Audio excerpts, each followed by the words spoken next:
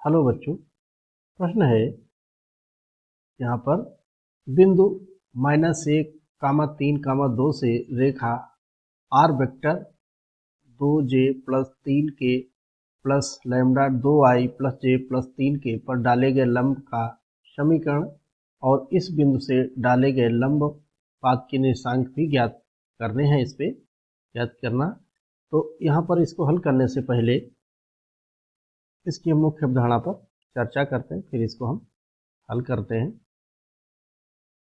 मुख्य अवधारणा, तो यहाँ पर जो बिंदु दिया गया है और ये रेखा का सदिश समीकरण दिया गया है, हम इसको अदिश समीकरण में बदल दें, यानी कार्तीय रूप में। तो यदि हम मान लें यहाँ पर माना, तो बिंदु हम अगर मान लें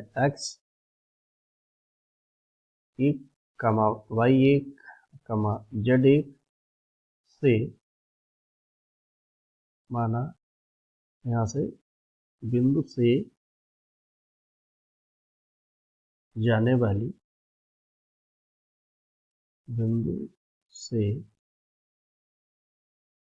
जाने वाली रेखा का समीकरण जिसके दिक् अनुपात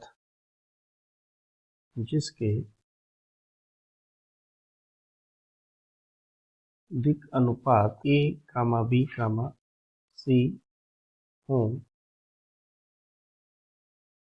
तो समीकरण होगा इसका कार्तीय रूप में x माइनस x1 बटे a बराबर y माइनस y1 बटे b बराबर z माइनस z1 बटे c। ये इसका समीकरण होगा। और अगर दो बिंदु दिए हैं तो उनका दिक् अनुपात कैसे ज्ञात करते हैं? तो यदि बिंदु दिए गए हमें, हम मान लेते हैं, यदि माना यहाँ से दो बिंदु हैं x1, y1, z1 एक बिंदु है, और तथा दूसरा बिंदु है x2, y2, z2 दो बिंदु हैं तो दिक् अनुपात जो होंगे इनके किस प्रकार से होंगे? यहाँ से हम लिखेंगे x2 minus x1, y2 minus y1 और z2 माइनस z1। इस प्रकार से हम इसके दिक् अनुपात ज्ञात कर लेंगे। और जब दो रेखाएं लंबवत हों, वो भी शर्त इसमें लगेगी। यदि दो रेखाएं लंबवत हों,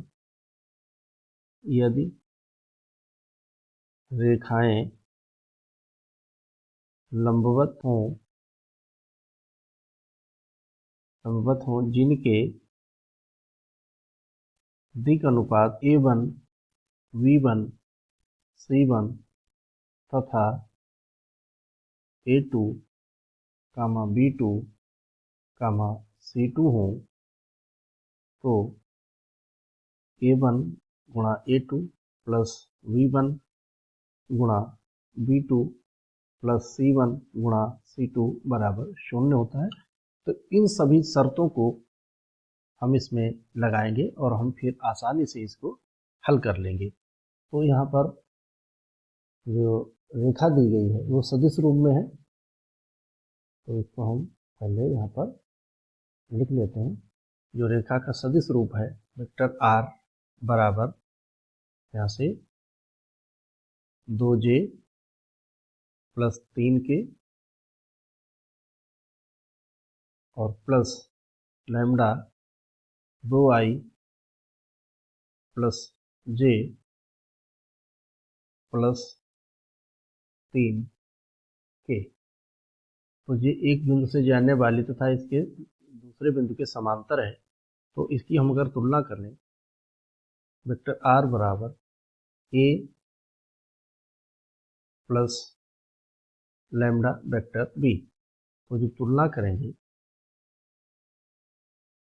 तुलना करने पर हमें जो बिंदु मिला है, यानी a बिंदु से जाने वाले, तो यहाँ पर मिला है हमें वेक्टर a, जो हमने मान लिया और इसी की हमने तुलना की।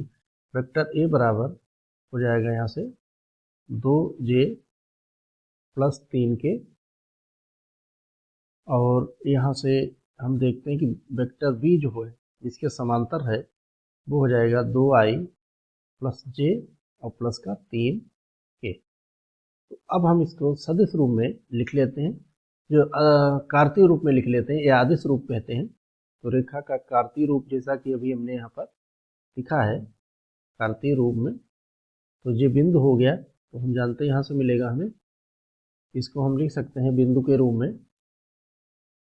इसी को अगर हम बिंदु के रूप में लिखें तो लिखेंगे यहाँ पर 0, 2, 3, और इसी प्रकार ये अनुपात हैं, इसके दिग अनुपात हो जाएंगे 2, 1, 3। तो यहाँ से अब हम लिखते हैं इसको x माइनस 0/2 बराबर y माइनस 2/1, क्योंकि यहाँ दिग अनुपात 1 है, और बराबर z माइनस 3 बटा यहाँ पर 3, क्योंकि अनुपात जो है 3 है, और इसको हम मान दें r। तो जैसा कि इसमें हमें शर्त दी गई है, तो यहाँ पर हमें एक शर्त दी गई है, तो यहाँ पर हम दिखा देते हैं कि जो बिंदु है उसके लंब का समीकरण भी ज्ञात करना है। ये कोई लंब है और ये एक रेखा है जो कार्तीय रूप में है। ये बिंदु है हमारा, जिसके हमें इसको मान देते हैं P और इसको मान दें Q। तो यहाँ पर हम देखते हैं कि जो बिंदु दिया गया है -1, 3, 2, इसके लंबपात के निर्देशांक ज्ञात करने हैं, और ये रेखा जो है वो ये रेखा का समीकरण है, ये वाली रेखा है। तो इसके हमें बिंदु ज्ञात करने हैं। तो यहाँ से जो बिंदु, यहाँ से हम r मानेंगे तो ये आ जाएगा x बराबर, यहाँ पर हो जाएगा 2r, और y बराबर हो जाएगा r प्लस 2, और z बराबर हो गया 3r प्लस 3। तो यानी बिंदु हमें मिला है यहाँ पर जो q हो जाएगा इस प्रकार से 2r, r plus 2, 3r plus 3। ये q बिंदु में प्राप्त हो गया है कि 2r, r plus 2, 3r plus 3। ये बिंदु हमें यहाँ पर मिल गया, जो दोनों एक दूसरे के लंबवत हैं। देखिए इसमें दिया गया है, ये हमें दिया है कि ये दोनों लंब हैं एक दूसरे पर, क्योंकि इसका समीकरण ज्ञात करना है OP का। तो अब हम PQ के दिक् अनुपात ज्ञात कर लेंगे। PQ के दिक् अनुपात, तो दिक् अनुपात जब हम यहाँ से ज्ञात करेंगे, जैसा कि हमें पीछे उल्लेख किया है इसमें 1, 2, तो यहाँ से हम दिक् अनुपात निकालेंगे, ये हो जाएगा 2r, जब इससे घटाएंगे हम तो माइनस माइनस प्लस 1, यहाँ पर फिर जब हम घटाएंगे तो जो है r माइनस 1, और यहाँ पर हो जाएगा 3r, और माइनस के 2 करेंगे तो प्लस का 1 आ जाएगा। यहाँ से हमने इस प्रकार से घटा लिया है, तो ये हमें दिक् अनुपात मिल गया। अब चूंकि हम देखते हैं तो इसको हम नाम रखते हैं AB। अगर तो यहाँ पर हमें दिया है PQ जो रेखा है वो लंबवत है AB पर, तो इसलिए इस रेखा के दिक् अनुपात जो दिए गए हैं और ये एक दूसरे के लंब हैं, तो यहाँ से हम इसको लिखेंगे 2 गुणा 2r plus 1 plus 1 r minus 1 plus यहाँ पर 3, और यहाँ पर हम लिखेंगे 3r प्लस 1, इनकी गुणा का योग बराबर होगा 0 के बराबर। तो यहाँ पर हो जाएगा 4r प्लस का 2 प्लस r माइनस का 1, और प्लस यहाँ से हम देखते हैं कि 9 और प्लस 3 बराबर 0। तो यहाँ पर हम देखते हैं जैसा कि इसमें यहाँ से जब हमने 2r माइनस 1 किया तो यहाँ पर प्लस का 1 हो गया, और यहाँ पर हो जाएगा माइनस का 1, और यहाँ पर आ जाएगा प्लस का 1। तो इसी प्रकार से 3 हो गए यहाँ से जी, जैसा कि हमें यहाँ पर दिया गया है।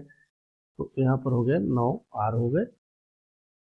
तो यहाँ पर 5 और 9 14, 14 आर बराबर 14 या प्लस के हम यहाँ पर कर देते तो ये हो गए 5 और उससे 1 घट जाएगा तो यहाँ पर हो जाएंगे प्लस के 4 बराबर 0। तो आर बराबर हो गया यहाँ से माइनस के 4 बटे 14, ये बराबर हो गया माइनस के 2 बटे 7। तो अब हम देखते हैं कि इसका जो बिंदु आएगा, तो जो बिंदु Q है उसको हम पहले लिख लेते हैं। तो बिंदु होगा यहाँ से यानी Q, जो Q बिंदु हमें प्राप्त हुआ है 2R, तो यानी माइनस के हो जाएंगे -4/7 कामा, इसी प्रकार से यहाँ पर हो जाएगा 7/2, 7 दूनी 14 प्लस के माइनस के 2 तो हो जाएगा 12/7। इसी प्रकार हो जाएगा यहाँ पर हो जाएगा माइनस का 6, 7 33, यहाँ पर हो जाएगा 15/7। ये तो हो गए लंब पाद के निशान, ये हो गया पाद के निशान, निर्देशांक मिल गए हमें। अब हमें इसका समीकरण ज्ञात करना है। तो यहाँ पर हम यहाँ पर इसके अनुपात ज्ञात कर लेते हैं। तो जो अनुपात होंगे वो कुछ इस प्रकार से होंगे। अनुपात बराबर होगा यहाँ से, यहाँ पर जो माइनस के 7 है, माइनस के 2, यहाँ पर होगा 2 गुणा -2/7 प्लस का 1 कामा माइनस के 2/7 -1 कामा 3 गुणा माइनस के 2/7 प्लस 1।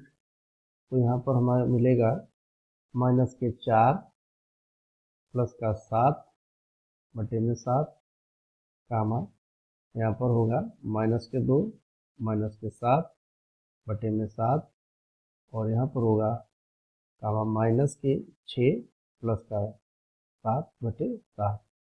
तो यहाँ पर हम लिख सकते हैं इसको, यहाँ पर होगा 3/7 और यहाँ पर होगा माइनस का 9/7 और यहाँ पर आएगा 1/7। अब हम इसके समीकरण लिख लेते हैं लंब पाद की। तो यहाँ पर लंब की समीकरण हम लिखते हैं। लंब का समीकरण, लंब का समीकरण जो हो जाएगा वो होगा यहाँ से, बिंदु तो दिया हमें x + 1 बटे, यहाँ पर आ जाएगा बटे 3/7 बटे 3/7 बराबर y -3 बटे माइनस, यहाँ पर हम देख लेते हैं -9/7 बराबर z-2 बटे 1/7। इस प्रकार से जो हमें लंब का समीकरण प्राप्त हो गया है और आशा करते हैं आपको समझ में आया होगा। धन्यवाद।